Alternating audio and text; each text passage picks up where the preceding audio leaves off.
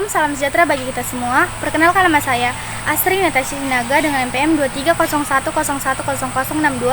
Program Studi Pendidikan Guru Sekolah Dasar Universitas HKBP Nomensen Pematang Siantar.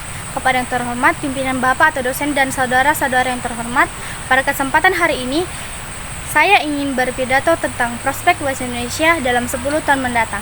Sebagai bahasa resmi dan identitas nasional kita, peran pembangunan bangsa sangatlah penting.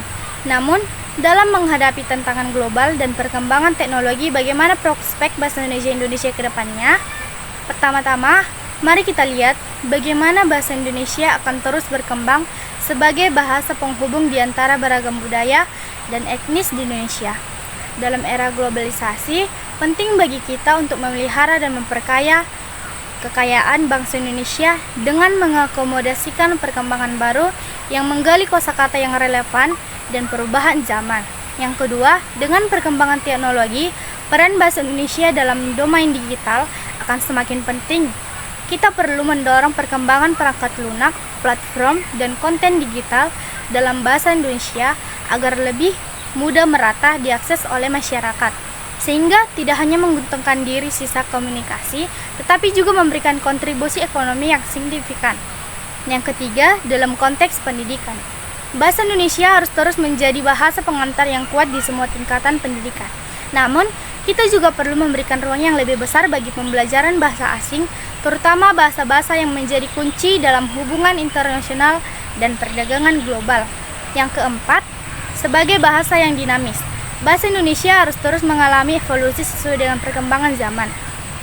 Kita perlu terbuka terhadap inovasi dan perubahan, tetapi tetap memperkuatkan nilai-nilai budaya dan identitas kita dalam penggunaan bahasa. Yang kelima, dalam hal literasi dan kepenulisan, kita perlu mendorong lebih banyak karya dalam bahasa Indonesia yang berkualitas dan bersaing secara global. Ini melibatkan dukungan yang lebih besar bagi penulis, penerbit, dan lembaga penduduk literasi, dan mendukung karya-karya yang membanggakan.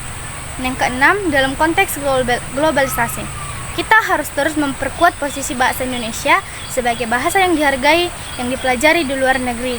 Ini melibatkan promosi yang lebih besar, program pertukaran budaya, dan kerjasama internasional dalam pengajaran bahasa Indonesia. Yang ketujuh, kita perlu memperhatikan dan melindungi bahasa pelestarian, yaitu bahasa Indonesia kita sebagai bagian dari keberagaman bahasa yang kita minati.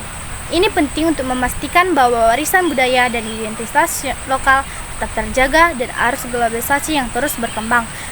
Kesimpulannya adalah prospek bahasa Indonesia dalam 10 tahun mendatang sangat bergantung kepada kita bagaimana mengelola dan mengarahkan perkembangan.